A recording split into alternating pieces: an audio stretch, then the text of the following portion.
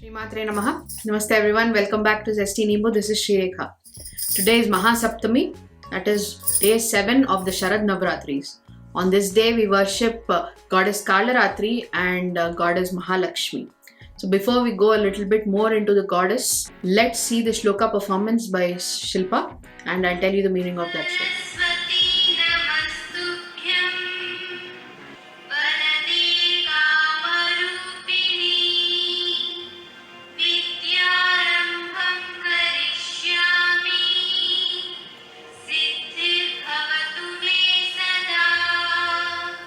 Shloka is Saraswati Namastubhyam Varade Kamarupini Vidyarambham Karishyami Siddhir Bhavatu Me Sada. This means salutations to Devi Saraswati, who is the giver of boons and fulfiller of wishes. O Devi, when I begin my studies, please bestow on me the capacity of right understanding always.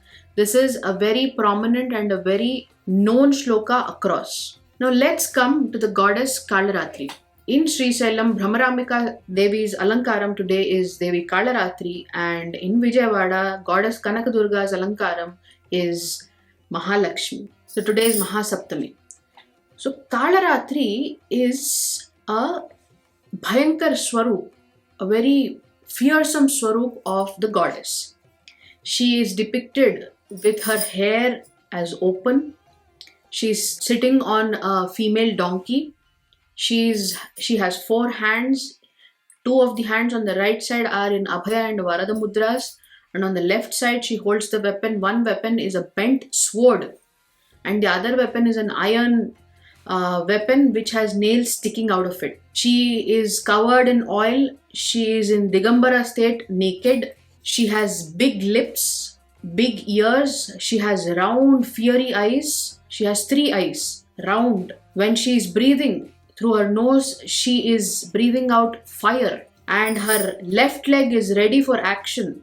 So if a bhakta is calling her for help, she is ready to jump into action and save him or her. And her right leg is on the donkey. So this is how she is depicted. Why is she depicted like this? She is depicted to create fear amongst people who are troubling her bhaktas. So whenever a mother wants to console her child who is being targeted by somebody, she'll console her child in the form of Skandamata, and then she'll take revenge or she'll scold the person who is troubling her child. That is the roop which is being depicted here in Kalaratri. Kalaratri is only fearsome to the enemies of her bhaktas and not to her bhaktas themselves. For the bhaktas, she is Shubhankari, another name of Kalaratri. So this is the avatar of Kalaratri. Kalaratri is said to be, who do Devi Upasana, they do Devi Upasana in the 7 chakras.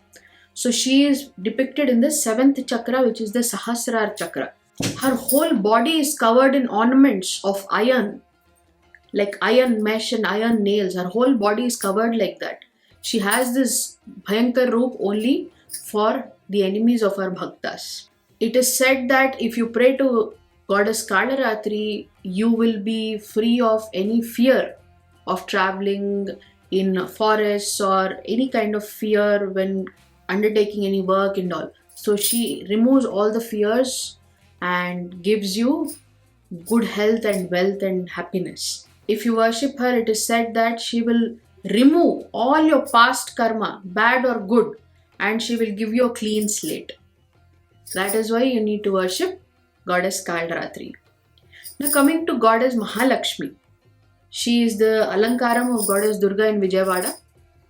So goddess Mahalakshmi, who is worshipped on Mahasaptami, she is depicted sitting in Padmasana on the Padma, which is lotus. She has 4 arms, 2 of them holding lotuses, one in Abhaya and one in Varada Mudras.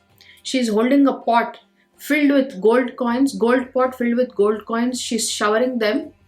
There are 2 elephants which are putting water on her. So this is how she is depicted. She is the goddess of wealth. She is the wife of Sri Mahavishnu, and she gives you Aishwarya when you worship her properly. But you must understand that goddess Mahalakshmi has an elder sister called Jeshtha Lakshmi, Alakshmi. That means whatever things you do, if you don't do them properly, it is said that Mahalakshmi will leave you and her sister Jeshtha Lakshmi will come and sit in your house and you'll have all bad luck. Bad things happen to you. That is why it is said that you must get up early in the morning, you should not sleep late, you should not sleep at odd times, you should keep your home clean, you should not sweep your home after sunset. When the lights are switched on, you should always have kolam outside your home. So all these things are the ways we worship goddess Lakshmi. And if you worship her, she'll stay with you, she'll give you money, she'll give you Aishwarya, she'll give you everything. But if you don't do all these things, she will leave you and her sister will stay back and you'll have bad luck.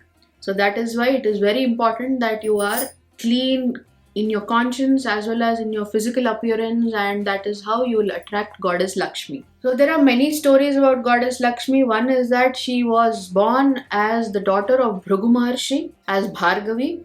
Bhrigu Maharshi gives Bhargavi in marriage to Lord Mahavishnu. She becomes the wife of Lord Vishnu and they stay in Vaikuntha. Now one day Durvasa Maharshi comes and as he is leaving, he is given the Nirmalyam of Mahavishnu. The flowers that Mahavishnu has, he gives them to Durvasa Maharshi. Durvasa Maharshi, as he is going towards Amravati, he sees Indra, so he gives that mala, the flower mala to Indra, but Indra is egoistic. Indra has madam and he throws that mala very recklessly on Airavata. Airavata, though it's an animal, it understands the importance of that mala and it goes running away. It becomes one of the Ashta Diggajas. The Ashta Diggajas, they hold the Ashta directions, the 8 directions. It becomes one of them. It gets that kind of khyati because it held that mala of Vishnu. Had Indra had that, he would have become better, even better than what he was already. Because he's disrespected the mala, Durvasa Maharshi curses the gods, Indra as well as all the gods, that Swarga Lakshmi will leave you and you'll become worse. All the wealth will disappear from Amravati. So this is the story of Sagar Manthan, Samudra Manthan. We've already seen this story in our previous one of the videos on Samudra Manthan. I'll just tell a recap of that. So once that happens, then they go to Vishnu. Vishnu also says Mahalakshmi left Vishnu also because of this disrespect to her. She leaves. And Vishnu says you must do Samudra Manthan. Only once you do it, Lakshmi will come out as well as Amrit will also come out, the nectar. So once this happens, Devas and the Danavas come together to churn the milky ocean. The Mount Manthara is the rod and Vasuki is the rope with which they churn the ocean. Many things come out of that churning of the ocean. First is Halahala, which is drunk by Shiva, and that is why he is called Neelakantha. It is stopped here by Parvati Devi. That is why he is called Neelakantha. Many things come out like Uchcheshravas, then Kamadhenu, then Parijata Vriksha, then Varuni Devi, who is the mother of the wine. Then we have Dhanvantri come out with Amruta. Then we have Lakshmi herself coming out.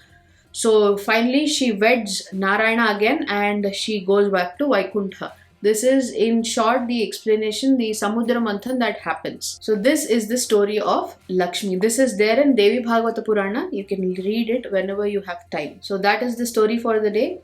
I hope you have liked today's video about goddess Lakshmi and goddess Kalaratri. I'll see you tomorrow on day 8, which is Mahaashtami, Durga Devi Alankara, Mahagauri Alankara. Do follow me on all the social media handles. Do like, share, comment and subscribe to my channel. I'll see you tomorrow.